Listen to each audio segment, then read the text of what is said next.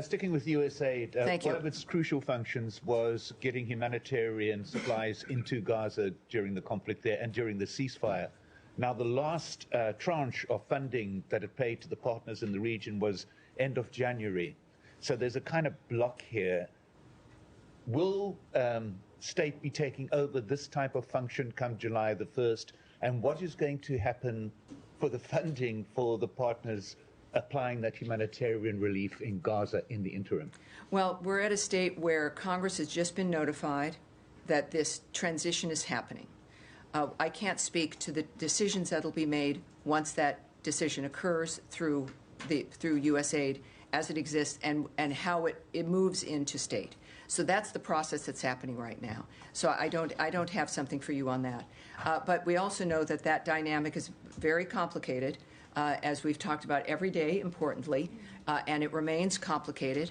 And of course, aid can immediately move through that situation through all of our regional partners, people who are concerned. If Hamas were to release its hostages and lay down its arms, how many times does that need to be reminded?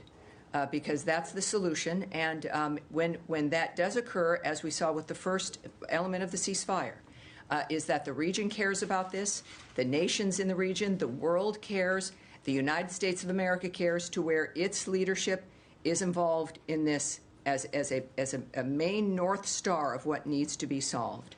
All right, yes, ma'am, in the blue. In the blue. Thank you very much. Can I follow up? No, we're moving on. We'll see what we can do here. Thank you. Going back to the detention of Turkish student Rümeysa Öztürk, because I want to get a clear understanding of why she was detained and on what grounds her visa was revoked. So Rümeysa's lawyer, family, and friends deny the claims made by the administration that she violated the U.S. law.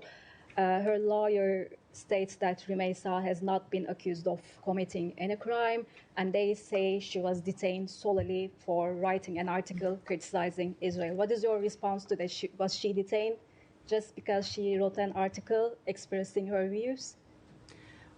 I will not, as many of you already know, I will not speak about something that's in the courts, that's being adjudicated, so that's not going to happen here.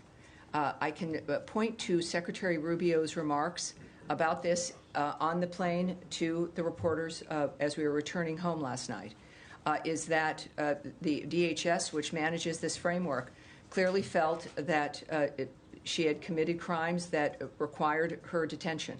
And now that will be adjudicated in court, but it's a framework that we would not be commenting on in any regard, regardless of the situation or whom it happens to. As you've noted, it is playing out in court with representatives, and that's where it's going to be. Is there any possibility that you might make this evidence about her public? I am not here to comment on what's going to happen in a courtroom or the people who are involved in that court case. It's not my position. It certainly is beyond my purview, and we're going to leave it there. Yes, sir. In the middle.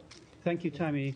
Yesterday, Secretary Rubio spoke about his meeting with Turkish Foreign Minister and the theme of that meeting earlier this week. My question is that have they talked about the peace process between Turkish government and the Kurdish fighters in Turkey, and the peace process between Kurds and Turks? Is it something, the matter of your concern?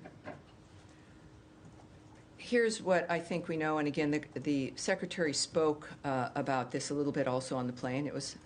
He enjoys speaking to the press, and that is helpful for us when it comes to transparency and the American people knowing what's going on.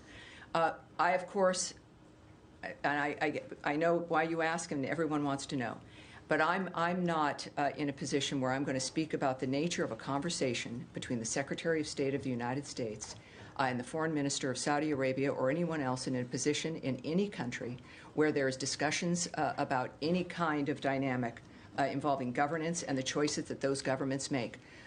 What I can say, of course, as we know, is that Turkey is an ally, a member of NATO, and the conversations we have are often and deal with issues that are of importance to both countries. Thank you, Tammy. Ahmed Hazim, Al Jazeera. Today, there was some missiles fired in northern Israel from Lebanon. Israel retaliated with airstrikes and artillery in the south and even in the capital, Beirut.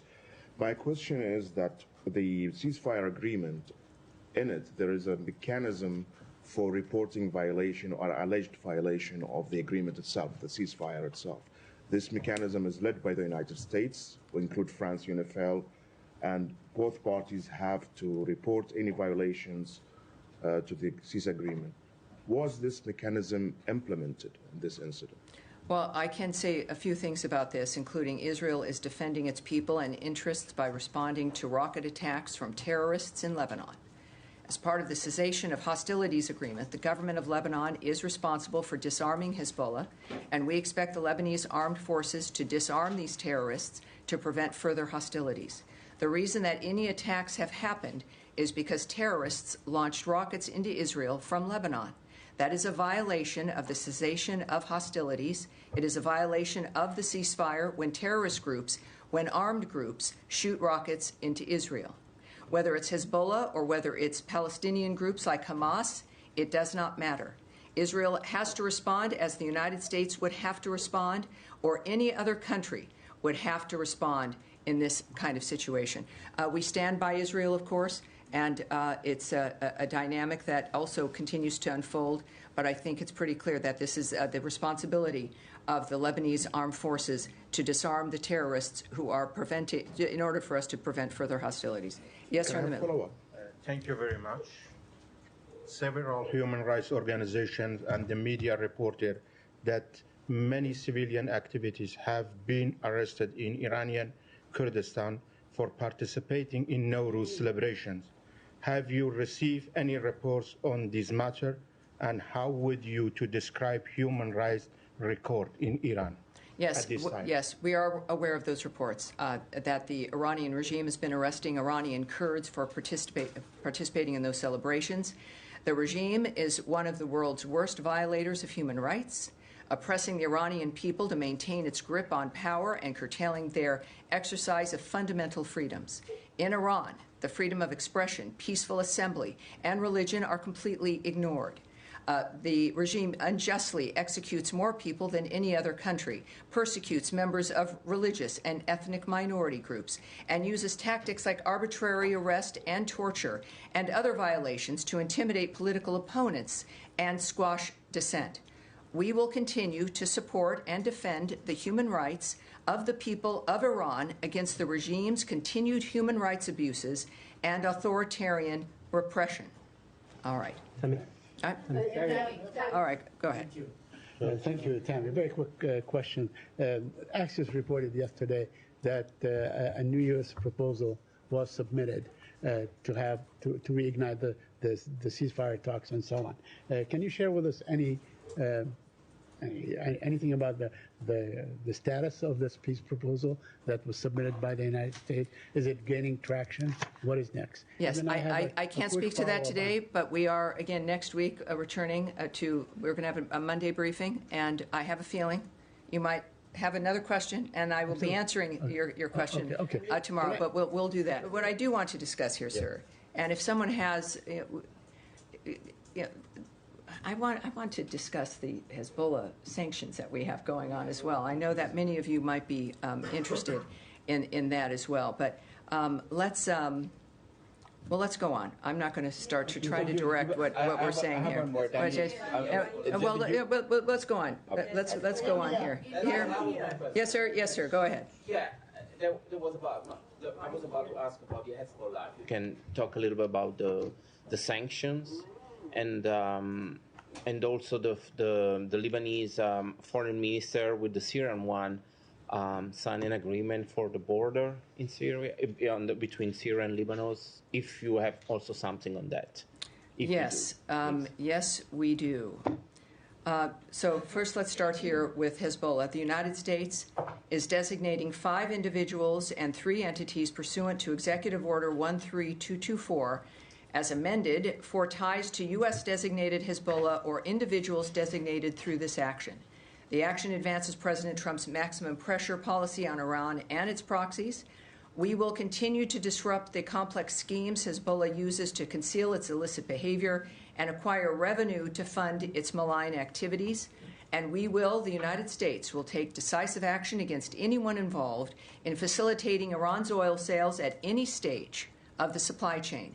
We are exerting maximum pressure on Iran and its terrorist proxies under the President's maximum pressure policy to disrupt Iran's destabilizing activities. The Department of Treasury is designating, again, 5 individuals, 3 entities for supporting a sanctions evasion network affiliated with Hezbollah's finance team. This action is part of the United States' effort to deny Hezbollah access to revenue and to cut off the terrorist group's access to the international financial system. Today's designations support the whole-of-government policy of maximum pressure on Iran and its terrorist proxies, such as Hezbollah, as detailed in the National Security Presidential Memorandum 2 of February 4th. We will, the United States, use all of its tools to disrupt activities of individuals and companies supporting Hezbollah. The United States is committed to working with partners to disrupt terrorism and terrorist financing worldwide.